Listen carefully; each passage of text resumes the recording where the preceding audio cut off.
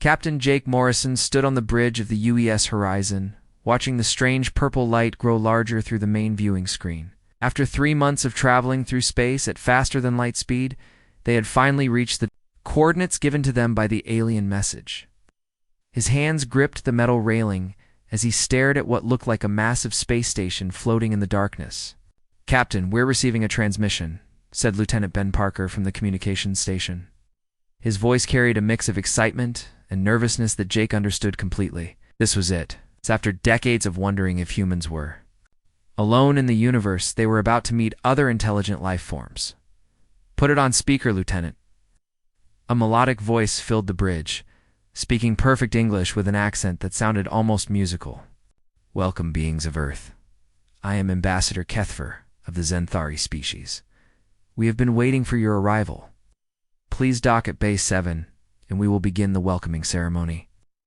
Jake exchanged glances with his second-in-command commander, Alex Stone. Alex was a tall man with graying hair and sharp eyes that missed nothing. He had been through 3 wars on Earth and knew how to spot trouble. Right now, his expression showed cautious optimism. "Sounds friendly enough," Alex murmured, but his hand rested on his sidearm out of habit. "Dr. Carter, are you ready for this?" Jake asked, turning to the ship's chief scientist. Dr. Lisa Carter nodded eagerly. She was a small woman with bright eyes and an excited smile. As the ship's xenobiologist, she had dreamed of this moment her entire career. "All my equipment is ready, Captain. I can't wait to start studying their biology and culture." The Horizon moved slowly toward the alien station. Jake could see it was enormous, at least 10 times the size of anything humans had ever built. The surface was smooth and gleaming, with what looked like crystal formations growing from various points. Beautiful. Lights danced across its surface in patterns that seemed almost alive. "It's incredible," whispered Lisa, pressing her face to the window. "Look at the way those lights move. It's like the station is breathing." As they approached the docking bay, Jake noticed something odd. The alien station had no visible weapons. No gun ports, no missile tubes, nothing that looked like it could be used for fighting. On a human station, defensive systems would be clearly visible and ready for use. This place looked like it was built by people who had never heard of war. The docking process was smooth and quiet. Mechanical arms extended from the station and gently pulled the Horizon into position. Jake had expected some kind of security scan or inspection, but nothing happened. The aliens seemed to trust them completely. "The atmosphere in the docking bay is safe for humans," reported Lieutenant Parker after checking his instruments. "Same oxygen levels as Earth, comfortable temperature." Jake took a deep breath. "All right, people, it's what we came here for. Alex, you're with me. Dr. Carter, bring your equipment. Parker, stay here and keep the ship ready. If anything goes wrong, get us out of here fast." They walked through the ship's corridors to the airlock. Jake had chosen his team carefully. Besides Alex and Lisa, he was bringing 4 Marines led by Sergeant Tom Davis. The Marines were dressed in their best uniforms, but carried weapons, just in case. The airlock opened with a soft hiss, and they stepped into the alien station. The first thing Jake noticed was the smell. It was clean and fresh, like a spring morning after rain. The second thing he noticed was the alien waiting for them. Ambassador Kethfer looked like a tall, thin human, but his skin was pale blue and seemed to shimmer in the light. His eyes were large and silver, and when he smiled, Jake could see that his teeth were perfectly white and straight, or flowing robes that seemed to change color as he moved. "Welcome, friends from Earth," Kethfer said, spreading his arms wide. "I am so pleased to finally meet you. Your species has been watched from afar for some time, and we are excited to welcome you into the galactic community." And extended his hand. "I'm Captain Jake Morrison, representing the United Earth Space Command. We're honored to meet you." Kethfer looked at Jake's outstretched hand with curiosity, then carefully reached out and shook it. His skin felt warm and smooth, almost like silk. "Ah, a greeting ritual. How fascinating. Please follow me. The council is eager to meet you." They walked through corridors that seemed to be made of living crystal. The walls pulsed with soft light, and Jake could swear he heard something like music coming from them. Everything was beautiful and peaceful, but it made him nervous. Where he came from, anything this perfect usually meant trouble. "Your station is amazing," Lisa said, pulling out a device to take readings. "How do you power something this large?" "Power." Kethfer looked confused for a moment. "Oh, you mean energy?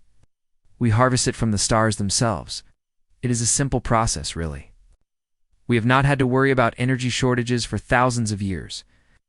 They entered a large chamber where several other aliens waited. Jake counted at least 6 different species, each more unusual than the last. There was a creature that looked like a walking tree, another that seemed to be made of living metal, and something that resembled a giant butterfly with 4 arms. "These are my colleagues from the Galactic Confederation," Kethfer explained. "We represent 47 different worlds, all working together for peace and knowledge." An alien that looked like a cross between a dolphin and a bird stepped forward. "I am Counselor Tessera. We have studied your transmissions and find your species most interesting. Your art and music show great creativity." "Thank you," Jake replied, trying to stay calm. "We're eager to learn about your civilization as well." For the next hour, they exchanged basic information. The aliens seemed genuinely friendly and curious about humanity. They asked about Earth's history, culture, and technology. Jake tried to give positive answers, but he noticed that whenever he mentioned wars or conflicts, the aliens looked uncomfortable. "Your species has experienced much violence," observed an alien that looked like a living crystal formation. "This is unusual. Most civilizations develop peaceful solutions to their problems." "We've had our share of conflicts," Jake admitted, "but we've learned from them. We're trying to build a better future." "Of course," Kethfer said quickly. "All species must overcome their primitive instincts. We are sure that with guidance, humanity can join the peaceful community of the galaxy." Alex raised an eyebrow at the word guidance, but said nothing. Dr. Carter was busy taking readings and notes. "Ambassador, could you tell us about your homeworld? What is it like?" "Zenthari Prime is a beautiful world," Kethfer said with obvious pride.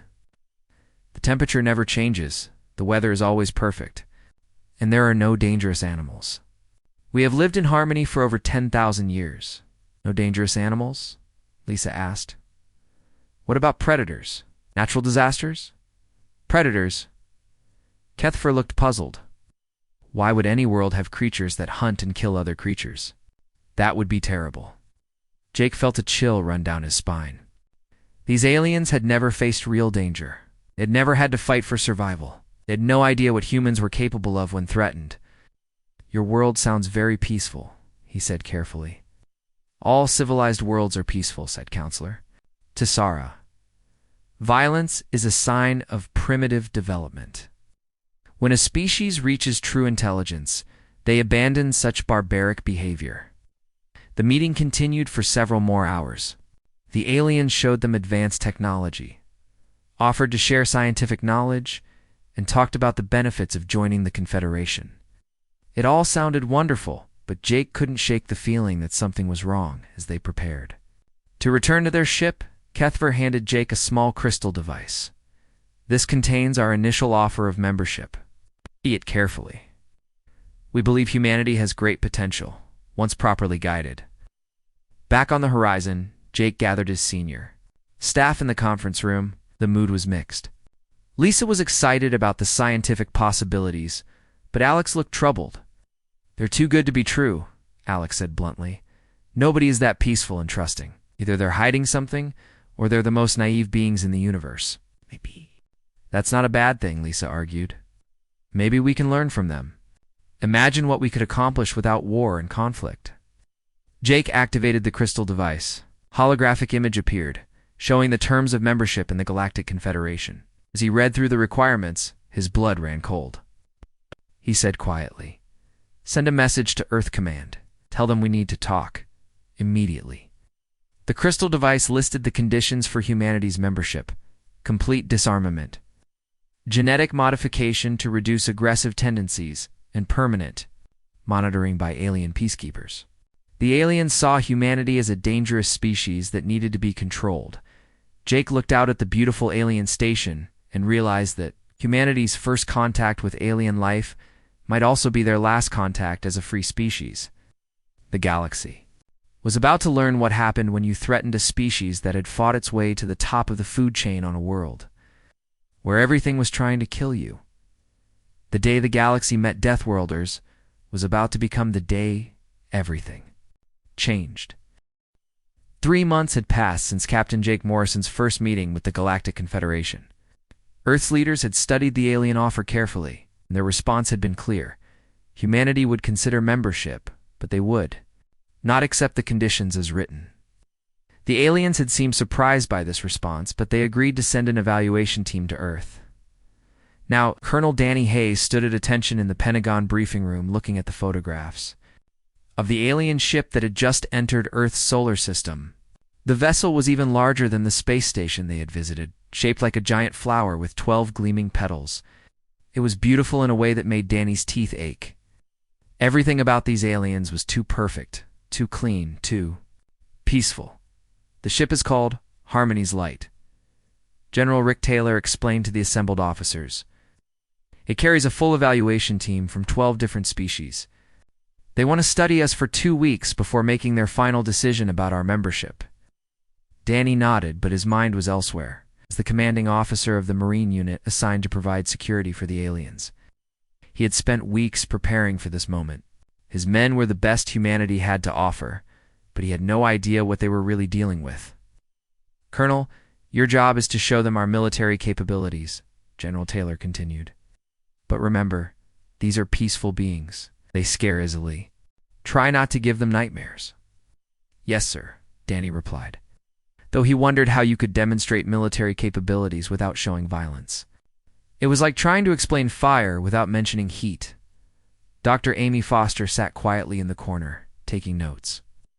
As Earth's leading expert on alien psychology, she had been tasked with helping the aliens understand human nature. It was a job that seemed impossible. How do you explain aggression to beings who had never experienced it? How do you describe the need to fight 2 creatures who had never faced a real threat? The alien ship landed at Edwards Air Force Base in California. Unlike human ships, it touched down silently, without any of the noise and flame that marked human technology. The landing pad didn't even crack under its weight. Danny watched from the observation deck as a section of the ship's hull simply dissolved, creating a doorway. The evaluation team emerged slowly, and Danny felt his heart sink. They looked even more fragile than the aliens he had seen in the reports. The team leader was a tall, insect-like creature with delicate wings and compound eyes that reflected the sunlight like jewels. This was Evaluator Thrixon of the Makari species. Behind him came representatives from 11 other worlds. There was a being that looked like living water, another that seemed to be made of soft light, and several that reminded Danny of Earth. Animals, but wrong somehow. It's clean, to perfect, to innocent. "Welcome to Earth," Dr. Foster said, stepping forward with a warm smile. "I'm Dr. Amy Foster, and I'll be your guide during your stay here." Evaluator Thrixon's mandibles clicked, together in what Danny hoped was a smile. "Thank you, Dr. Foster. We are eager to learn about your species. The Council has high hopes for humanity's integration into galactic society. The first day went well enough. The aliens toured Washington, D.C., visited museums, and met with political leaders. They seemed impressed by human art and culture, though. Danny noticed they avoided looking at anything that showed conflict or violence. When they passed a statue of a soldier, they literally turned their heads away. The problem started on the second day, when the aliens asked to see a demonstration of human physical capabilities. Danny had arranged what he thought was a simple training exercise. His Marines would run an obstacle course, demonstrate some basic combat techniques, and show off their equipment. Nothing too scary. He was wrong. The first sign of trouble came when Private Lisa Martinez began the obstacle course. She was a small woman, barely 5 feet tall, but she moved through the course like a machine. She climbed a 20-foot wall in seconds, crawled under barbed wire without slowing down, and finished by hitting a target with her rifle from 300 yards away. The aliens watched in horrified silence. When Lisa finished, covered in mud and sweat but smiling, Evaluator Thrixon's wings were trembling. "This is ... training. he asked in a voice that sounded like breaking glass. Basic physical conditioning, Danny explained, trying to keep his voice casual. Every Marine goes through this kind of exercise regularly. She moved through those obstacles as if they were nothing, whispered one of the aliens. A creature that looked like a cross between a deer and a bird. And that weapon? It could kill from such a distance. Danny realized he had made a mistake. What seemed like basic training to humans was apparently terrifying to beings who had never faced physical challenges. He tried to explain that it was just exercise, that humans needed to stay in shape, but the aliens looked at him like he was describing torture.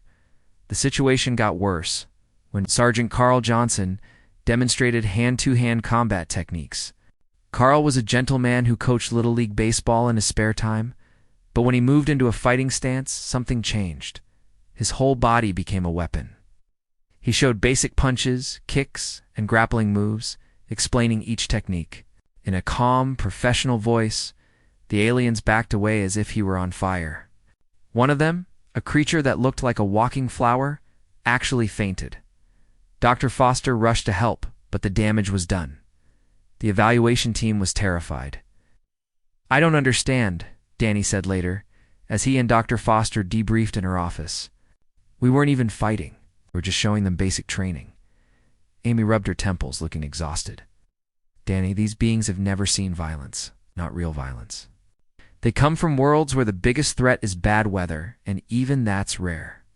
When they see a human in combat mode, they're seeing something their species has never had to develop. But every species must have some kind of defense mechanisms." Danny argued, "What happens when they're threatened?" "They run," Amy said simply. "Or they hide. Or they call for help. They've never had to develop the kind of fighting instincts that humans take for granted." The next few days were a disaster. The aliens asked to see human entertainment, so the evaluation team was shown movies and television shows. Even the mildest action films sent them into panic. They watched 10 minutes of a superhero movie and had to leave the room. A documentary about World War II made 3 of them physically ill. Your species finds violence entertaining? Evaluator Thrickson asked during one of their meetings. His compound eyes showed an emotion that Danny was beginning to recognize as fear. "Not all of us," Dr. Foster said quickly. "These are just stories. Fiction. Humans enjoy stories about overcoming challenges. But the challenges involve so much death," said another alien. "So much pain and suffering. How can you find joy in such things?" Danny tried to explain that humans didn't actually enjoy violence, that these stories were about good triumphing over evil, but the aliens didn't seem to understand the concept of evil. In their experience, all intelligent beings were naturally good and peaceful. The breaking point came on the 5th day, when the aliens asked to see how humans responded to emergencies. Danny had arranged a simple disaster drill. A building would simulate a fire, and the local fire department would demonstrate rescue procedures. It seemed harmless enough. The drill began normally, the alarm sounded, and immediately humans began moving with practiced efficiency. Firefighters grabbed equipment and rushed toward the building. Police officers directed traffic and kept civilians safe. Paramedics prepared medical equipment. But what horrified the aliens was the speed and organization of the response. Minutes, humans had transformed from a crowd of individuals into a coordinated fighting force. They moved without panic, following orders and working together with mechanical precision. "They're not afraid," whispered one of the aliens. "Look." At them, they're running toward danger, not away from it. Danny watched the aliens watching the humans, and he began to understand. These peaceful beings had never seen anything like human crisis response, where their species would flee from danger. Humans ran toward it. Where they would panic and scatter, humans became more organized and efficient. The firefighters broke down doors, climbed ladders, and entered the burning building without hesitation. The paramedics worked quickly to treat simulated injuries. The police maintained order and safety. To the aliens, it must have looked like humans were born for war. After the drill, Evaluator Thrickson called an emergency meeting with his team. Danny wasn't supposed to hear their conversation, but military training had taught him how to listen without being noticed. What he heard made his blood run cold. "They're not just violent," Thrickson was saying. They're efficient at violence. They've turned everything into a weapon, even their emergency services. Did you see how quickly they organized? How they moved without fear? The individual called Martinez, said another alien. She completed physical challenges that would kill most of our species, and she was smiling. Their entertainment celebrates conflict. Their training prepares them for war. Their emergency response treats danger as a puzzle to solve rather than a threat to flee from. Danny had heard enough. 8. Slipped away and found Dr. Foster in her office. She was staring at her computer screen, reading something that made her face pale. President Carol Martinez sat in the Oval Office, staring at the document that had just arrived from the Galactic Confederation. The alien evaluation team had left Earth 2 days ago, and their report was now in her hands. She had read it 3 times, and each time it made her angrier. They want us to what? General Rick Taylor asked, his face red with fury. He was standing next to the desk, his hands clenched into fists. Around the room, other world leaders appeared on screens, all of them looking equally outraged. Complete disarmament, Carol read aloud. Surrender of all weapons, from personal firearms to nuclear missiles. Genetic modification to reduce human aggressive tendencies. And permanent monitoring by alien peacekeepers in every human city. That's not membership, said Prime Minister James Wright from London. That's slavery. They're treating us like criminals, added Chancellor Maria Santos from Brazil. It's like we're some kind of disease that needs to be cured. Carol set the document down and looked at the faces on the screens. These were the leaders of a united Earth, something that had seemed impossible just a few decades ago. Humanity had finally learned to work together, and now aliens wanted to tear that apart. The ultimatum is clear, she said. We have 30 days to accept their terms or face permanent quarantine. No trade, no contact, no expansion beyond our solar system. They're prepared to use force to keep us isolated. Dr. Nathan Brooks, the president's chief science advisor, cleared his throat. He was a thin man with sharp eyes and a mind that could solve problems others couldn't even see. Madam President, I've been analyzing the alien technology we observed during their visit. I believe we may have advantages they don't realize. What kind of advantages? Carol asked. They've never fought a war, Nathan explained. Their technology is advanced, but it's designed for peaceful purposes. Their ships are built for comfort and efficiency, not combat. Their weapons are designed to stun or disable, not kill. General Taylor leaned forward. Are you saying we could actually fight them? I'm saying they have no idea what real warfare looks like, Nathan replied. They think violence is pointing a stun beam at someone and hoping they fall down. They've never had to develop tactics, strategy, or the kind of weapons humans create when we're truly threatened. Carol felt a cold smile cross her face. What do you recommend, Dr. Brooks? We need to prepare for war, he said simply. We want to fight, but because they've made it clear that peaceful coexistence isn't possible. They see us as a threat that must be controlled or eliminated. How long do we have? Asked President Chen from Beijing. Captain Morrison's intelligence reports suggest they're already mobilizing a fleet, General Taylor said. Something they're calling the first pacification fleet. Apparently, they think this will be easy. Carol stood up and walked to the window. Outside, she could see people walking their dogs, children playing in the park, couples holding hands. Normal life, the kind of life the aliens wanted to destroy and remake in their image. Send the message, she said without turning around. Tell them we reject their ultimatum. Of it, ma'am, General Taylor said quietly. That means war. No, Carol replied, finally turning back to face the room. They declared war when they decided humanity wasn't good enough to exist as we are. We're just going to finish it. 2 weeks later, Captain Jake Morrison stood on the bridge of the UES Horizon, now refitted with the latest human weapons technology. The ship looked different than it had during the first contact mission. Gone were the bright colors and diplomatic decorations. In their place were gun ports, missile tubes, and armor plating that could withstand the kind of punishment humans had learned to dish out over centuries of warfare.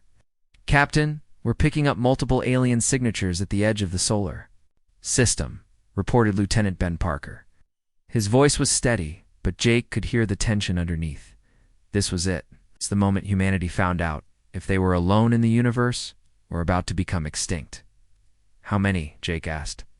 Sir, you're not going to believe this? Ben said, his face pale. I count over 10,000 ships. Jake felt his heart skip a beat. 10,000 ships. The aliens had brought everything they had. This wasn't just a police action. It was an invasion designed to crush humanity completely. Are you sure about that number? Commander Alex Stone asked, moving to look at the sensor display. Confirmed, sir. 10,000 ships from 47 different worlds. They're arranged in a formation that suggests they expect us to surrender immediately. Jake activated the ship's communication system. This is Captain Morrison to all human vessels. You know what we're facing? You know what they want to do too? Us. Are you ready to show them what happens when you threaten a species from a death world? The response came from dozens of ships scattered throughout the solar system. Human voices, calm and determined, reporting ready status. Jake felt pride swell in his chest. Humanity might be outnumbered, but they weren't outmatched. Sir, Ben said, we're receiving a transmission from the alien fleet. Put it through. The voice that came through the speakers was cold and mechanical. This is Admiral Velthor. The Galactic Confederation First Pacification Fleet. Humans of Earth. You have rejected the generous terms offered by the Council. You will now surrender unconditionally, or we will be forced to take action. Jake picked up the microphone. This is Captain Morrison representing humanity. We have a counteroffer for you. Speak, the alien voice replied. Go home while you still can. There was a long pause. When Admiral Velthor spoke again, his voice carried what sounded like sadness. You do not understand the forces arrayed against you. Surrender now, and your species will be allowed to live under our guidance. Continue to resist, and we will be forced to use more direct methods. Let me make this simple for you, Jake said. We'd rather die free than live as slaves. And we don't plan on dying. The transmission ended and Jake turned to his crew. All right, people, you heard the man. They want to take our freedom, our planet, our children's future. What do we say to that? No, sir, came the unified response. I can't hear you, Jake said, his voice rising. No, sir, the crew shouted. Then let's remind them why you don't mess with Deathworlders. The first phase of the battle began an hour later. The alien fleet moved toward Earth in a perfect formation, expecting humanity to either surrender or flee. Instead, they found themselves flying into a trap that had been centuries in the making. Commander Kyle Bennett watched from his position. In the asteroid belt, as the alien ships approached, round him, hidden in the rocky debris, were weapons that would have been science fiction just months ago. Human engineers had taken alien technology and turned it into something the peaceful species had never imagined. Tools of war. Wait for it, Kyle whispered into his communicator. Let them get nice and close. The alien fleet was beautiful in its own way. Though thousands of ships in perfect formation, their hulls gleaming in the sunlight. They moved with the confidence of beings who had never faced real opposition. Admiral Velthor probably thought this would be over in hours. He was about to learn that humans had spent their entire evolutionary history proving that the bigger they are, the harder they fall. Now, Kyle said quietly, the asteroid belt exploded into action. Hidden missile platforms fired streams of projectiles that moved at speeds the aliens had never encountered. Camouflaged human ships dropped their disguises and opened fire with weapons designed to kill, not stun. The entire field of asteroids became a weapon, turning space rocks into kinetic projectiles that could punch through alien hulls like paper. The alien formation shattered immediately. Ships that had been flying in perfect order suddenly found themselves under attack from every direction. Their shields designed to protect against space debris and cosmic radiation were useless against human weapons designed to destroy other humans. Direct hit on the lead ship, reported one of Kyle's. Gunner, she's breaking apart. Kyle watched through his scope as the alien flagship, a beautiful crystal structure that looked like a work of art, split down the middle and began to drift. He felt no satisfaction, only the cold professionalism that came from doing a job that needed to be done. The aliens tried to return fire, but their weapons were designed for peaceful purposes. Stun beams and disruption fields that might work on other peaceful species were useless against human ships designed to survive in combat. The humans had studied alien technology and built countermeasures for everything. "Sir, his communications." Officer said, "We're getting distress calls from multiple alien ships. They're requesting immediate surrender." Kyle almost laughed. After threatening to destroy humanity, the aliens wanted to surrender after losing their first real fight. "Tell them to get in line behind us. We asked them to go home. They chose this." The battle lasted 6 hours. When it was over, the first pacification fleet was gone. Some ships had been destroyed, others had fled, and a few had been captured by human boarding parties. The aliens had learned their first lesson about fighting a species that had earned its place through violence. But Kyle knew this was just the beginning. The aliens would be back, and next time they would be ready for human tactics. The question was whether humanity would be ready for what came next. 6 months after the destruction of the first pacification fleet, Lieutenant Sarah Wilson sat in the cockpit of her fighter ship, waiting for the signal to attack. Round her, hidden in the shadow of a gas giant's moon, were 50 more human fighters. Each one was small, fast, built for one purpose: killing alien ships. The target was a Confederation supply convoy carrying resources to rebuild their shattered fleet. Intelligence reports said it would be lightly defended. The aliens still didn't understand that humans didn't fight fair fights. They fought to win. "Ghost Leader, this is Ghost 2, came the voice of Lieutenant Mike Chen through her headset. "I have eyes on the convoy. 12 cargo ships, 4 escorts." Sarah smiled grimly. The aliens called her squadron ghosts because they appeared without warning, struck hard, and disappeared before the enemy could respond. It was a name she had learned to enjoy. "Copy that, Ghost 2. All units, prepare for attack run. Remember, we want those cargo ships intact. Command wants to see what toys they're carrying." The human fighters moved out of the moon's shadow like hunting wolves. Their engines were nearly silent, their hulls designed to absorb sensor beams. The aliens wouldn't know they were there until it was too late. Sarah's fighter was armed with weapons that would have seemed impossible just a year ago. Human engineers had taken alien technology and made it better, faster, deadlier. The aliens had given humanity the tools to destroy them, and humans had improved on the design. "Target acquired," Sarah said as her sensors locked onto the lead escort ship. It was a beautiful vessel, all curves and flowing lines, built by beings who thought of war as an abstract concept, firing. The missile that left her ship was a masterpiece of human engineering. It moved faster than anything the aliens had ever seen, guided by computers that could think faster than any organic brain. The alien ship's shields lasted exactly 3 seconds before the missile punched through and detonated inside the hull. Around her, the other fighters opened fire. The alien escort ships had been designed to fight other peaceful species using non-lethal weapons. Against humans who had learned to kill efficiently, they were helpless. Within minutes, all 4 escorts were either destroyed or drifting helplessly in space. "Ghost Leader to all units," Sarah said. "Escort ships down. Move in on the cargo vessels." The cargo ships tried to run, but they were slow and clumsy compared to human fighters. Sarah's squadron surrounded them like predators circling wounded prey. The alien crews sent desperate surrender messages, begging for mercy. "This is the cargo ship, Peaceful Dawn," came a terrified voice over the radio. "We are carrying medical supplies and food. Please, we surrender. We have families." Sarah felt a brief moment of sympathy, then remembered the alien ultimatum that had started this war. They had threatened to destroy humanity's families. They had chosen this path. "Peaceful Dawn, this is Ghost Leader. Cut your engines and prepare to be boarded. Any attempt to resist will result in your destruction." The boarding action was led by Marines from the assault ship U.S. Reaper. Captain Jake Morrison had been promoted and given command of one of humanity's new warships.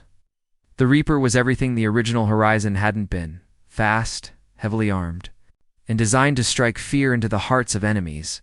Sergeant Tom Davis led the boarding party through the alien cargo ship. The corridors were wide and bright, decorated with art and plants. Everything was beautiful and peaceful, which made the Marines nervous. In their experience, Anything that looked too good to be true usually was. "Sector clear," reported Corporal Lisa Martinez as she checked each room. "No resistance. The crew is hiding in the central chamber." Tom nodded. The aliens always hid when humans boarded their ships. They had never learned to fight back, never developed the instinct to resist even when cornered. It made boarding actions almost too easy. They found the crew huddled together in the ship's main cargo bay. There were 20 aliens from 6 different species, all of them clearly terrified. When they saw the humans, several began to cry. Others made high-pitched sounds that might have been prayers. "Please," said one of the aliens, a tall being with blue skin and silver eyes. "We are not soldiers. We are just cargo workers. We have done nothing wrong." Tom looked at the alien and felt an unexpected surge of anger. "You haven't done anything wrong? Your people tried to destroy my species? Your government wanted to turn us into pets?" "That was not our decision," the alien pleaded. "We are just workers. We follow orders." "So did the humans you tried to wipe out," Tom replied coldly. "But we fought back." Dr. Nathan Brooks examined the captured cargo with growing excitement. The aliens had been transporting advanced technology, weapons components, and most importantly, detailed intelligence about Confederation fleet movements and base locations. "This is incredible," he told General Rick Taylor during their secure video conference. "They're completely reorganizing their military structure. They're trying to build real warships instead of the peaceful vessels they had before." "How long before they're ready?" Rick asked. "At least 2 years, maybe 3. They're having trouble because their people don't understand violence. They're trying to learn centuries of human military development in months." Rick smiled grimly. "Then we don't give them 2 years. What other targets do we have?" Nathan pulled up a star chart showing dozens of red markers, 17 major shipyards, 43 supply depots, and 6 major fleet bases, all lightly defended because they still think this is some kind of police action. "Not anymore," Rick said. "Send the coordinates to all task force commanders. It's time to teach the galaxy what happens when you threaten Earth." The attacks began simultaneously across 12 star systems. Human task forces appeared without warning at alien installations, striking with precision and overwhelming force. The aliens had expected a defensive war where humanity would hide behind Earth's defenses. Instead, they found human ships appearing deep in their own territory. Admiral Kate Young commanded the attack on the Zenthari shipyards at Kepler Station. Her task force included 12 warships and 40 fighters, all crewed by humans who had volunteered for what everyone knew was a one-way mission. The shipyards were too far from Earth for the ships to return, but that didn't matter. What mattered was sending a message. "This is Admiral Young to all ships," she announced as they dropped out of faster-than-light travel. "You know what we're here to do? The aliens wanted to destroy our families, our children, our future. Today we make sure they never get the chance." Zenthari shipyards were massive structures orbiting a gas giant. They had been building ships for peaceful exploration for thousands of years. They were trying to build warships, but they were slow and clumsy at it. The half-finished vessels looked like someone had tried to put weapons on cruise ships. The human attack was swift and merciless. Kate's ships moved through the shipyards like sharks through a school of fish. Every half-built warship was destroyed. Every construction facility was reduced to scrap metal. Every alien who tried to resist was killed without hesitation. Admiral reported Captain Pete Murphy from the destroyer U.S. Vengeance. "The shipyards are gone. All alien vessels destroyed or disabled." Kate looked at the wreckage floating in space around them. Beautiful alien architecture, thousands of years of peaceful development, all of it burning in the vacuum of space. She felt no guilt, only the cold satisfaction of a job well done. "Signal the fleet," she ordered. "Mission accomplished. Send." The message to the Confederation Council. The message was simple. This is what happens when you threaten humanity. We can reach any target anywhere in the galaxy. Surrender now or face complete destruction. Across the galaxy, similar messages were being sent from the ruins of alien installations. Human forces had struck 37 targets in one day, destroying years of alien military buildup in hours. The Confederation's attempt to build a real military had been crushed before it could begin, but the humans weren't done. This was just the beginning of their campaign to teach the galaxy about the cost of threatening a Deathworld species. On Earth, President Carol Martinez received reports of the successful attacks with mixed emotions. Humanity was winning, but at a terrible cost. They were becoming the monsters the aliens had feared they were, but there was no choice. The aliens had made it clear that peaceful coexistence was impossible. How many casualties? She asked General Taylor. Minimal human losses, he reported. But alien casualties are in the hundreds of thousands. Their surrender requests are pouring in from every system. Carol nodded. Any word from the Confederation Council? Radio silence. They're probably trying to decide whether to keep fighting or cut their losses. Carol looked out the window at the stars. Somewhere out there, human ships were hunting alien fleets like wolves hunting sheep. The galaxy was learning what it meant to face a species that had evolved to survive on a world where everything was trying to kill them. Send a message to all task force commanders, she said. No mercy, no quarter. They wanted to judge us. Now they can face our judgment. The day the galaxy met Deathworlders was becoming the day it learned that some species were born to burn among the stars. 1 year after the first human attack, Captain Jake Morrison stood on the bridge of his flagship, the UES Reaper, looking down at the burning planet below. This was Zenthari Prime, the homeworld of the species that had first welcomed humanity to the galaxy. Now, it was just another conquest in humanity's march across the stars. The planet had been beautiful once. Jake could see the remains of crystal cities that had taken thousands of years to grow. Delicate spires that had reached toward the sky like frozen music were now broken stumps. Gardens that had bloomed for centuries were now fields of ash. Zenthari had built a paradise, and humans had turned it into hell. Sir, reported Lieutenant Ben Parker, the last resistance pocket has surrendered. The planet is ours. Jake nodded without emotion. He had stopped feeling guilty about the destruction months ago. The aliens had made their choice when they threatened humanity. Everything that happened afterward was just the natural consequence of that decision. Colonel Danny Hayes appeared on the communication screen, his face dirty and tired but satisfied. He was leading the ground forces that had taken the planet in just 3 days. The Zenthari had tried to fight, but they had no idea how to conduct urban warfare against humans who had perfected the art of killing. All major population centers are under our control, Danny reported. Alien casualties are estimated at 12 million. Human casualties are 47 dead, 96 wounded. Jake felt a cold pride at those numbers. 12 million aliens dead in exchange for fewer than 50 humans. It was the kind of exchange rate that proved humanity's superiority in warfare. The aliens had never faced anything like human military efficiency. Any word from Ambassador Kethver? Jake asked. Danny's expression darkened. He's in custody. Keeps asking why we're doing this. Seems to think this is all some kind of misunderstanding. Ow. Jake almost laughed. Even now, with his world burning around him, the aliens still didn't understand. The Zenthari had threatened to destroy humanity, and humans had responded by destroying them instead. It was simple cause and effect, but the peaceful aliens couldn't grasp the concept.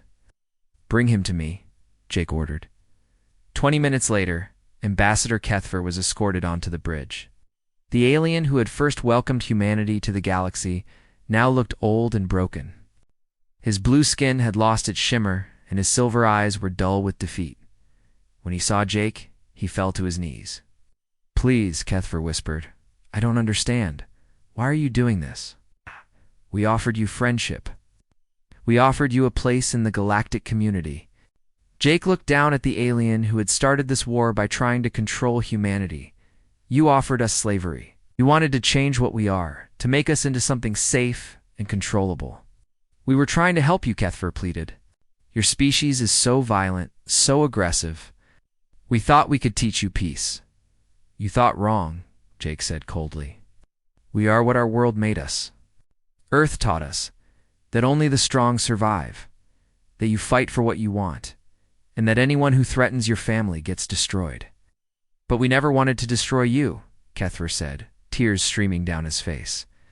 We just wanted you to be peaceful like us. That's the same thing, Jake replied. You wanted to destroy what made us human and replace it with something that would make you feel safe. You were too afraid to accept us as we are, so you decided to make us into something else. Kethver stared at him in horror. We should have known. We should have understood what a Deathworld species would become. But it's too late now, isn't it? You're going to kill us all. Jake looked out at the burning planet and thought about the war that had consumed the galaxy. Human fleets were attacking alien worlds across dozens of star systems. Entire civilizations were being wiped out or forced to flee to the galactic rim. The peaceful species that had ruled the galaxy for millennia were being swept away by a single, aggressive species from a hostile world. Not all of you, he said finally. Just the ones who refused to learn. Dr. Lisa Carter had spent the war studying alien biology, but not for peaceful purposes. Her laboratory on Earth had become a weapon factory, producing biological agents specifically designed to target alien physiology. She had created viruses that could kill Xanthari in hours, toxins that could poison Makari hive minds, and genetic weapons that could sterilize entire alien species. The weapon is ready, she reported to General Rick Taylor during their secure communication. One deployment in their atmosphere, and the Nereid homeworld will be uninhabitable within weeks. Rick studied the data on his screen. The Nereid were an aquatic species that had provided most of the Confederation's naval forces. Their homeworld was covered in vast oceans where billions of their people lived in underwater cities. Lisa's weapon would turn those oceans into poison? Casualties? Total extinction, Lisa replied without emotion. Ow. The weapon is designed to target their specific genetic markers. It won't affect other species, but every Nereid in the galaxy will be dead within a month. Rick considered the implications. Nereid had been among the most aggressive in calling for humanity's destruction. Their fleet commanders had shown no mercy to human prisoners.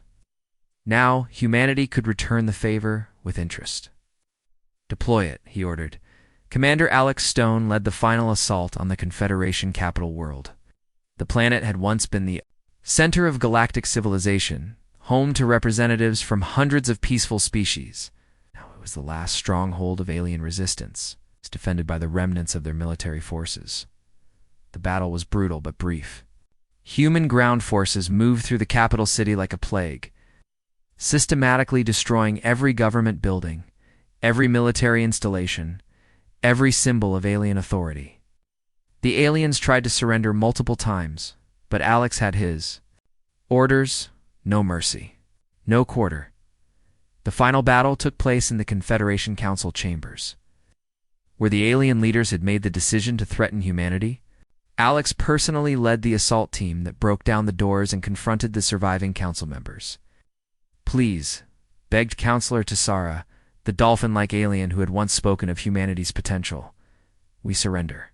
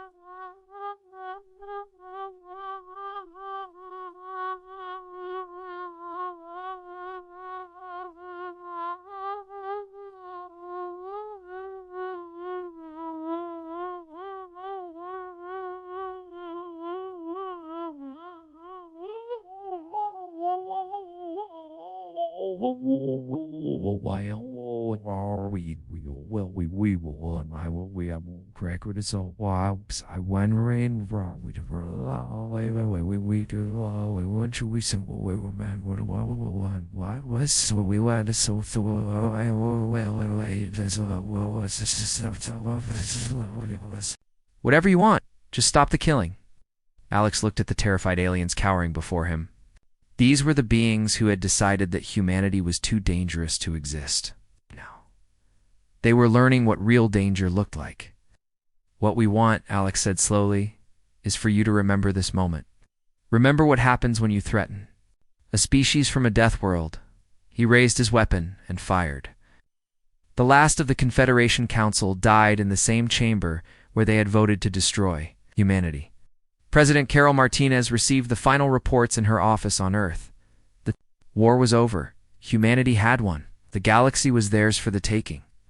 Final casualty report, General Taylor announced. Human military deaths, 8,412. Alien deaths, estimated at 4 billion. 23 species extinct, 16 more reduced to small populations fleeing to the galactic rim. Carol nodded. The numbers were what she had expected. When a Deathworld species went to war, the results were always one-sided. What about the survivors? Most are fleeing to the Outer Rim territories. Some have requested permission to surrender and serve humanity. A few species have gone into hiding on remote worlds. In the galaxy, ours, Rick said simply, every major world, every important system, every trade route. The aliens built a beautiful civilization, and now it belongs to us. Carol stood and walked to the window. Outside, children were playing in the park just as they had when the aliens first arrived. The difference was that now those children would grow up in a galaxy where humanity was the dominant species, where no alien would ever again dare to threaten them. Captain Morrison's final report came in that evening. He was standing in the ruins of the Confederation's grandest city, surrounded by the wreckage of alien civilization. Behind him, human soldiers were raising Earth's flag over the former galactic capital. The galaxy has been pacified, he reported. All major resistance has been eliminated. The few surviving alien species have been scattered or subordinated. The Deathworlders have inherited the stars. In classrooms across Earth, children were already learning about the Great Burning, a year when humanity taught the galaxy the cost of threatening a species that had evolved on a world where everything was trying to kill them. Teachers spoke of the brave humans who had defended their species against impossible odds and won. On distant worlds, the few surviving aliens told different stories. They spoke in whispers of the day their people met the Deathworlders. The day they learned that some species were forged in fire and blood. They warned their children to never anger the humans, to never threaten the species that had burned the galaxy, rather than accept slavery. The galaxy was quiet now, where once there had been dozens of thriving civilizations. Now there were human colonies and empty worlds. The peaceful species that had ruled for millennia were gone, replaced by a single aggressive species that had proven the ultimate truth of the universe. Only the strong survive. Captain Morrison stood alone on the observation deck of his ship, looking out at the stars. Humanity had won.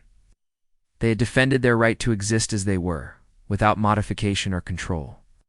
They had proven that Deathworlders could not be tamed.